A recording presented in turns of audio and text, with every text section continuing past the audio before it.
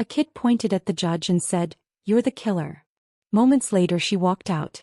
What was she truly running from? The courtroom in Birmingham, Alabama, was full. Rows of wooden benches groaned as people shifted, their murmurs a low current of sound. The air was heavy like the stillness before a storm. On one side, the prosecutor's table was a fortress of legal documents. On the other, the defense attorney sat, his client, a former police officer, leaning back in his chair, a man on trial for murder who looked far too at ease. But every gaze was fixed on the witness stand. 14-year-old Jameer Matthews sat rigid, his hands clasped so tightly his knuckles were white. His eyes, big and dark, darted toward the jury, 12 strangers watching, waiting. His mother sat nearby, her fingers gripping the edge of her seat, the slow, steady rhythm of her chest the only sign she was breathing. "State your name for the record," the prosecutor said, standing before him. Jameer swallowed, adjusting the microphone. His voice was softer than he wanted. "Jameer Matthews." "And how old are you, Jameer?" 14. The prosecutor nodded, wearing the kind of expression adults use to seem gentle. Jameer, however, saw through it. It wasn't kindness, it was a tactic. "You understand why you're here today, don't you?" Jameer's throat tightened. His father's name was Darnell Matthews, a man who dedicated his life to championing the defenseless. A man who taught him, if you see something wrong, you speak on it. You don't let fear win. But fear was winning now. His fingers curled into his jeans as he forced himself to say, "I'm here because my dad was killed." The room grew even quieter. The defense attorney didn't look up, just tapped a pen against his desk. The man Jameer was testifying against, Officer Brian Keating, didn't move, his mouth a straight line, hands folded neatly. The prosecutor took a step closer. "Tell us what you remember from that night." Jameer closed his eyes for a second, pulling the memory from its depths. "It was late," he began, "almost midnight. My dad had just left a meeting. He was working on something, a case about a kid who got arrested for something he didn't do." His voice faltered, but he pushed on. "We stopped at a gas station. My dad was at the pump and I went inside to grab a soda. And then..." The words stuck in his throat. He could still hear it. The sharp crack of a gunshot, the way time seemed to stretch in those few seconds. The courtroom wasn't just silent, it was holding its breath. Jameer cleared his throat. "I heard the shot and I ran outside. My dad was on the ground. There was blood. And the man standing over him had a gun." The prosecutor nodded, giving him a moment. "Do you see that man in the courtroom today?" Jameer's eyes snapped to the defense table. Officer Keating met his gaze, devoid of emotion. "Yeah," his voice was steady now. "It's him." A ripple of sound went through the courtroom. The judge lifted a hand, silencing it. The prosecutor took a step forward. "Officer Keating claims your father threatened him, that he feared for his life. Did you see anything that would suggest your father was violent?" Jameer's jaw clenched. "No. My dad wasn't like that." The prosecutor nodded. "Then tell us, did he have a weapon?" Jameer's fingers dug into his knee, his heart pounding so loud he could hear it. "No, he didn't have anything." The prosecutor turned to the jury, letting the words sink in. But the defense attorney suddenly shifted, adjusting his tie, his voice smooth. "Objection, Your Honor," he interjected. "The witness was inside the store at the time of the shooting. He can't possibly say for certain what happened before he ran out." The judge, Evelyn Carter, barely blinked. She turned toward the prosecutor. "Sustained. Rephrase the question." Jameer's stomach twisted. The judge's face was unreadable. She wasn't looking at him but at her notes, as if she already knew the ending to this story. But Jameer wasn't done talking. His grip on the armrest tightened, his heart hammering against his ribs. The judge's voice was even, almost too calm. "You may continue," she said, flipping a page in her notes as if this were just another case file. The prosecutor cleared his throat, refocusing. "Jameer, when you ran outside after hearing the gunshot, did you see your father do anything aggressive?" Jameer shook his head. "No." "Did you hear him say anything?" He hesitated, trying to remember. The gas station lights had cast long shadows, making everything feel distorted. But his father's voice, he could still hear it, faint but clear. "Yeah," Jameer said. He said, "Please." The word hung in the air, heavy. The prosecutor leaned forward. "Just, please?" Jameer nodded. "That's all I heard." Just, please. His mother let out a shaky breath from the front row. The defense attorney shifted again, preparing to strike. The prosecutor turned to the jury. So let's be clear.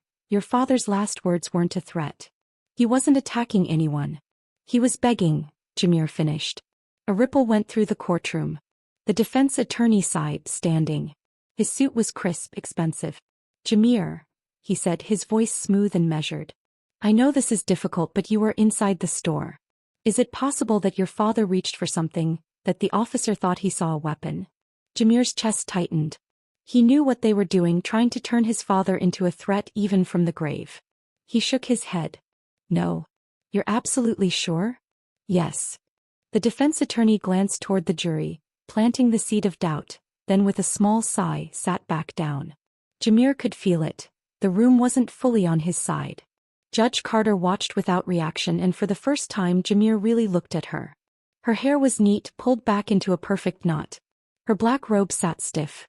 She wasn't old, maybe in her mid-50s, but something about her felt worn, like someone who had seen a lot and made peace with it. Except now, as she studied him, something flickered behind her expression. A memory, a hesitation. It was gone too fast to tell. The prosecutor straightened his tie, pressing forward. Jameer, do you remember what happened after the police arrived? Jameer's jaw tensed. Yeah. They put me in a squad car. Said they needed me out of the way. The defense attorney's voice cut in. For your protection, correct? Jameer turned toward him. No. They never told me that. A hush spread. The prosecutor seized the moment. So just to clarify. Your father was unarmed, shot by an off-duty officer, and instead of comforting you, the police locked you in a squad car. Jameer nodded. Yeah. Did they let you see your father? His throat tightened. No. His mother closed her eyes. The prosecutor turned toward the jury, but Jameer's focus was on the judge. And that's when it happened. A flicker so quick, so faint, but he saw it. The way her fingers clenched just slightly, the way her jaw shifted almost imperceptibly, like she knew something but wasn't saying it. And that's when it hit him. This wasn't just about one bad cop. Something bigger was buried here, and Jameer wasn't ready to let it stay that way. Jameer's pulse pounded in his ears. His eyes flickered between Judge Carter and Officer Keating. There was something beneath the surface. Judge Carter's gaze had shifted.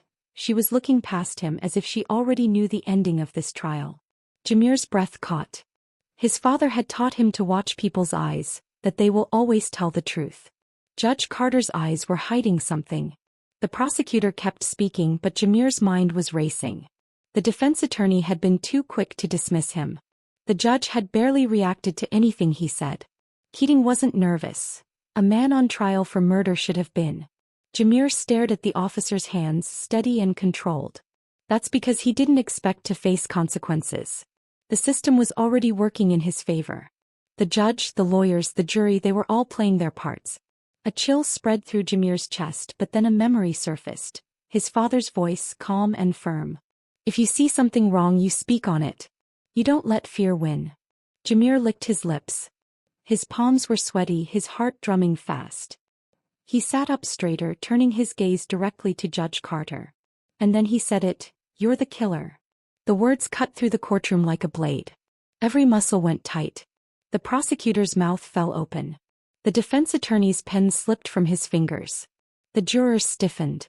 Even Keating, so composed, tilted his head slightly, revealing his surprise. But the judge barely moved. Her fingers twitched against the gavel, her lips pressed into a thin line. A second stretched, then another. The air thickened. Jameer didn't blink. He could feel his mother's breath hitch behind him, hear the distant murmurs. But none of that mattered because Judge Carter still hadn't said a word. The flicker was back. A flash of recognition, guilt, fear. The silence dragged on. Then, in the slowest, most controlled movement possible, Judge Carter leaned forward. Her voice, when she spoke, was dangerously even. "Excuse me." But Jameer didn't back down. He could feel the weight of the room, the unspoken rules, but he wouldn't crack. He wasn't lying. He saw it in her face, and the pieces started clicking together. The way she had dismissed key details, the way she had sustained objections at the wrong moments, the way her hands clenched every time Keating's name was mentioned. She knew something. Jameer swallowed, his voice quieter now but no less certain. You knew. The room exhaled in shock. Judge Carter didn't move but her knuckles were white. She wasn't denying it. The defense attorney shot to his feet. Objection, Your Honor. This is an outrageous accusation from a child. But the damage was done. The courtroom wasn't just watching anymore. They were listening. And for the first time Jameer wasn't the one who looked nervous. The judge was. The tension in the courtroom had shifted. Everyone was just staring. Judge Carter's hands stayed still on the bench, but Jameer saw the way her shoulders tensed, the way her throat bobbed as she swallowed. She was rattled. She glanced toward the defense table too quickly, and for the first time, Officer Keating wasn't relaxed. His jaw clenched, his eyes darting toward the judge as if waiting for her to regain control. But she couldn't. The prosecutor hesitated, then finally spoke. Your Honor, perhaps we should take a brief recess. No, Judge Carter said sharply. Pause. Then she cleared her throat, folding her hands neatly in front of her. Proceed, she said, but her voice had lost its steadiness. The prosecutor turned back to Jameer. Son, I need you to clarify what you mean by that statement. Jameer's heart pounded, but he knew what he meant. He kept his eyes on Judge Carter. My dad wasn't just killed, he said, his voice steady. He was targeted. A murmur rippled through the room. That's enough, young man. Judge Carter lifted a hand. No, it's not. Jameer's mother stood up. The entire courtroom turned. She wasn't crying, she wasn't shouting. She just stood there, her hands shaking, her face pale but set with something unmovable. And then she asked the question no one else had dared to ask. How do you know Officer Keating, Judge? It was so quiet now that Jameer could hear the faint buzz of the overhead lights. Judge Carter didn't answer. He didn't have to. Jameer saw it in her face. The way her breath caught, the way her eyes flickered toward Keating for the briefest second. It was enough. The prosecutor turned toward the bench. Your Honor, I said enough. Judge Carter snapped, but she was unraveling. She was gripping the gavel so tightly her knuckles had gone white. Jameer could feel his pulse in his throat. He didn't know the whole story, but he knew one thing. This was bigger than one case. This was about protection, about power, about a system that made sure men like Officer Keating walked free. And now the cracks were showing. Judge Carter stood. This court is adjourned, she said, and she walked out. She didn't look at Keating. She didn't look at Jameer. She just left. And in her absence, the courtroom exploded. The courtroom was chaos. The jury exchanged uncertain glances. The prosecutor whispered something hurriedly to his team. Spectators murmured, some already reaching for their phones. The judge had walked out. That wasn't supposed to happen. Jameer sat frozen in the witness chair. His mother clutched his shoulder, her fingers trembling with something else now. A shift, a break in the pattern. Officer Keating hadn't moved. He sat still, his face unreadable, but his eyes flickered with something close to panic. The defense attorney stood, pulling at his collar. Ladies and gentlemen, we'll reconvene soon, I'm sure. She ran, someone from the jury muttered, and that changed everything. The prosecutor straightened. He turned toward the judge's empty chair, then at Keating. His lips pressed together as if he'd just made a decision. We motion to proceed without Judge Carter, he said, his voice sharp now. We request an emergency replacement and continue deliberations immediately. A beat of silence. Then the bailiff spoke. Court will reconvene in 30 minutes. The tension snapped. Spectators rushed toward the doors, reporters already dialing numbers, lawyers murmuring among themselves. But Jameer just sat there. He could feel it. Something was shifting. Maybe for once things wouldn't be buried. 30 minutes later they brought in a substitute judge. Someone neutral, someone who didn't have ties to Keating. The jury deliberated for hours. Jameer sat beside his mother, staring at the wall, waiting. He didn't pray, he wasn't sure who would be listening, but he thought of his father, of the way he always believed in justice, even when it failed him. And then finally the jury returned. 12 people took their seats. Some looked tired, some looked angry. The forepersons stood. The room held its breath. We the jury find the defendant. Pause. Guilty. The courtroom erupted. Keating's face finally changed. His hands gripped the edge of the table, his lips parting as if he couldn't believe it. The defense attorney closed his eyes, exhaling sharply. Jameer's mother sank into her seat, covering her mouth. For the first time in a long time she looked lighter. The prosecutor nodded, satisfied. The bailiff approached Keating, motioning for him to stand. A conviction. A real one. But Jameer wasn't celebrating yet. He turned toward the door. Judge Carter was gone and something told him this wasn't over. 1 week later the story exploded across the news. Former Officer Brian Keating convicted of murder. Judge walks out of courtroom after shocking accusation. People were talking about Keating, about Carter, about the system that let them get this far. And then late one night Jameer's mother got a call. Judge Carter had resigned. That was it. No press conference, no explanation. He was just gone. But Jameer knew what that meant. She ran because she was guilty of something, maybe not of pulling the trigger but of protecting the people who did. His father was gone. That wouldn't change. But for the first time truth didn't die with him. And maybe, just maybe, that was the beginning of something different. The fight for justice isn't just about one case. It's about breaking the cycle, calling out the system, and refusing to let the truth get buried. If you believe in standing up for what's right, make sure to like, comment, and subscribe because stories like this, they deserve to be heard.